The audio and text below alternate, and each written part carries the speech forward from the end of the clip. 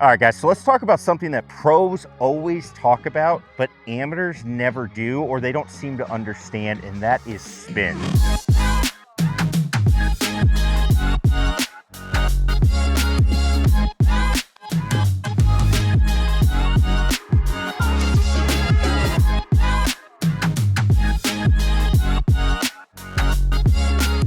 It's a very topical thing because we're just coming off of the Masters where we saw spin control. At Augusta, that is one of the most important things. And when we got into the wind and it was super windy, that's even more important. Now, what is spin going to do to your golf ball? Well, first off, it's going to make the ball curve offline. That's one of the ways that the ball curves and starts going offline. If you have a lot of spin and then you tilt that spin, the ball will curve to whatever direction that you've tilted it.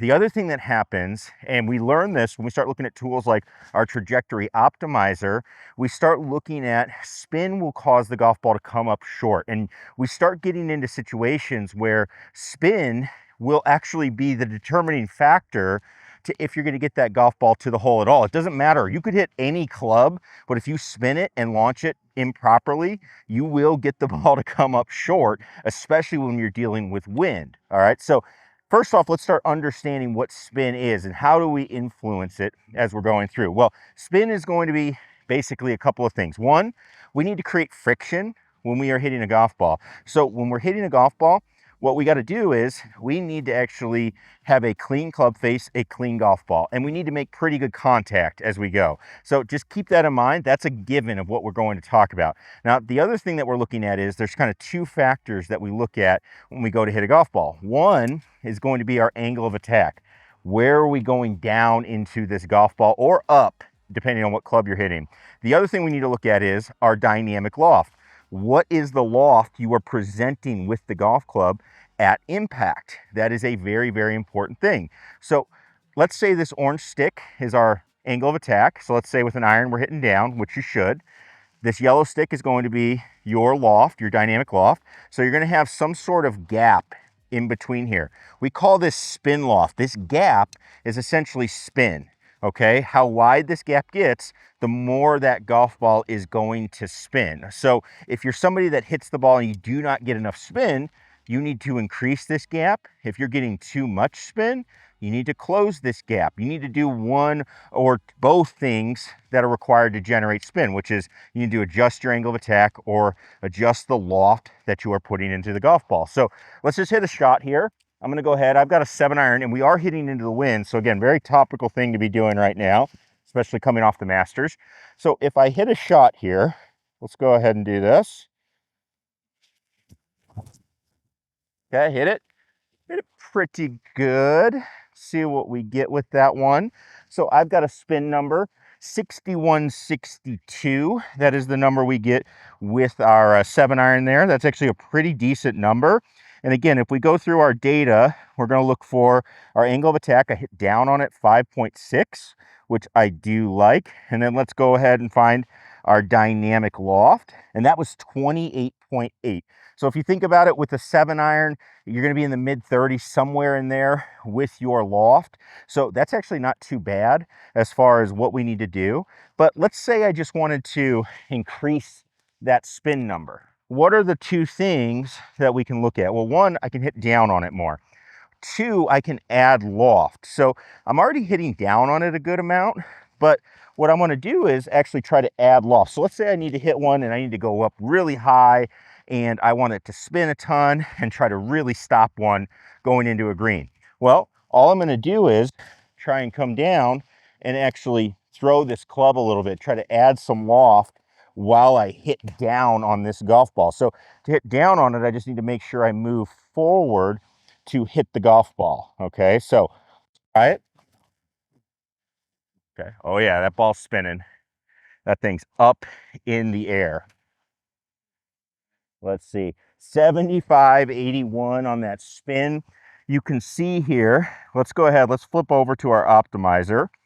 As we go through this, on the optimizer, on that second shot, you can see my spin went way too high. I'm at, like I said, 7,500. It wants me somewhere around 6,500. If we go to the first shot, It actually saying I was at 6,100. It is saying it wants me at 5,100 as we go through, about 5,200 on that spin. Again, you can start trying to influence it throughout your swing. Now, one other thing that will influence spin, and this is where a lot of people get into trouble with this, is spin is heavily influenced by speed. So if I swing harder, I can actually get more spin on the golf ball. A lot of times it's too, you can't control your dynamics as well, but speed is a big deal. So for what happens with a lot of people, we get a lot of people that have driver issues where they have actually not enough spin. Now, one is going to be the shaft that they use, but two, they're just not swinging hard enough. So we need to help them get spin by trying to make the shaft softer, higher launching, all of that stuff. So that's where a fitting can come in. But if I need to take spin off, I can also use that to my advantage. I actually can swing a little slower and try to take some spin off the golf ball. So what I'll do a lot of times when I'm hitting like into a wind right here, and I know I don't want that ball to balloon, because you can see my carry distances aren't very far right now because the ball is getting up into that wind. So if I want to get this ball to fly flatter and not get chewed up by the wind, I'm just going to make my swing maybe like 80%, 70% and see what I can do to keep that ball a little flatter. Now that ball isn't going to balloon up as much, and we're going to be in really, really good shape with that one. So let's take a look at that spin number, and you can see that it has dropped. Remember, you could always make a smoother, slower swing, and that's something that we see a lot of pros do because they're trying not to spin the golf ball off of the green. They're trying to keep the ball on the green. We saw that again a lot at Augusta.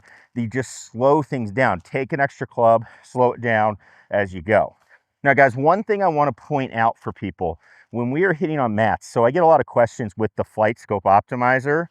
The spin reading comes out low of saying, hey, it's optimal is saying you're too low with your spin. Well, there's a couple of things. One, you have to remember that it is looking at your spin for whatever number of shots that you've picked. So if you're only picking one shot, you need to probably hit a bunch more to get an accurate reading.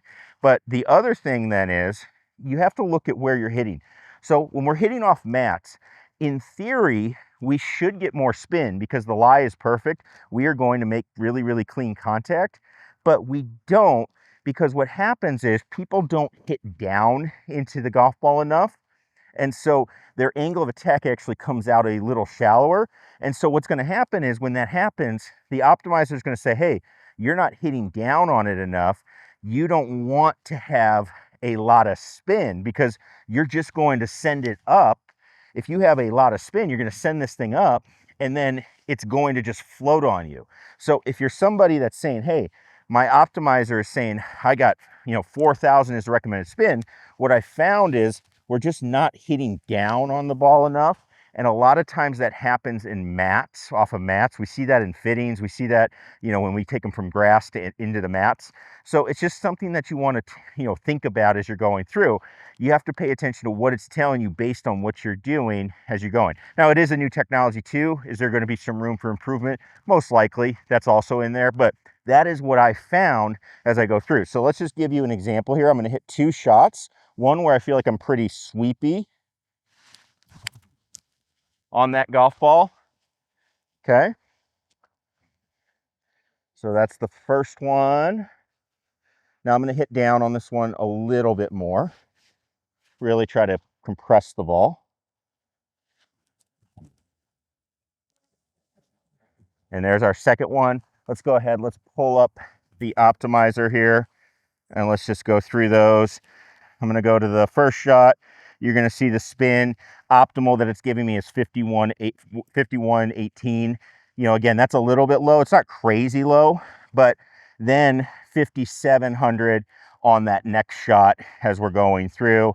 Now, again, I could have hit it a little better. That all comes into it, but that's something I've noticed as you're going through compared to when you're hitting off grass. So just keep that in mind as you're using it going through and trying to optimize your spin based on where you're hitting, all right? So that is how we control spin. It's super, super important. Again, really good players, tour players, they talk about it all the time. Amateurs, they don't. They just swing away and just hope the ball and expect the ball to go the same distance all the time. But you need to understand how to control your spin.